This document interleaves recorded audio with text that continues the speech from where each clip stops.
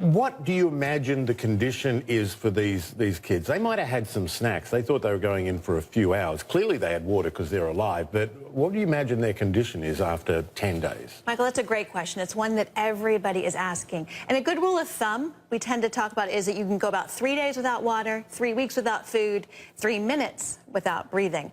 So you're right. If they've made it to 9 or 10 days, they likely have had access to some fresh water. But the number one concern is dehydration. So how much water and how clean was that water?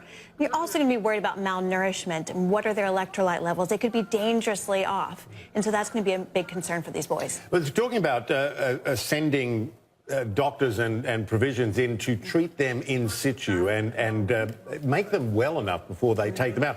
And then a doctor's going to go in and a nurse, I think, as well.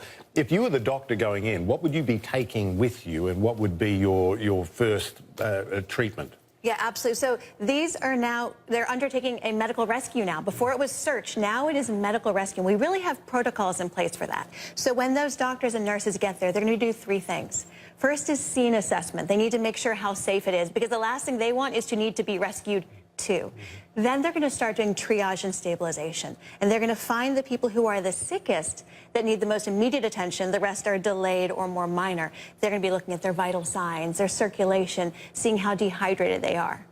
You know, I was thinking before the last hour or so, I mean, one of the things I was going to ask you is, you know, the psychological impact for these kids. They've been in the dark, we imagine, in pitch black, 24 hours a day for 10 days. The stress of, we all knew about the rescue. They didn't even know if anyone was coming for them. But then in the last hour, we find out that the Thai government is going to send in 3 or 4 months worth of food and that it could take weeks, perhaps months to get them out. What about the psychological aspect for these kids? You know, Michael, you bring up a really good point, and that is something we may not know for weeks or months later. The trouble is the uncertainty. And we still have that uncertainty of what happens next for these boys. So I think the important thing we can say is that there is hope. As 12-year-old boys and then a 25-year-old coach, they are young, they are strong, and that is going to work in their favor. And that gives all of us hope, cautious hope, but real hope. And on the psychological aspect, do you imagine, I mean, I can imagine these kids are not going to be able to sleep in a dark room for the next little while. I mean, are they going to need, like, post-traumatic stress counselling, that sort of thing? Particularly if it takes them weeks to get out. They will, and I'm sure that they will likely be starting that even when they're within the cave. We looked at the miners, the Chilean miners. What helped them was the camaraderie and the support.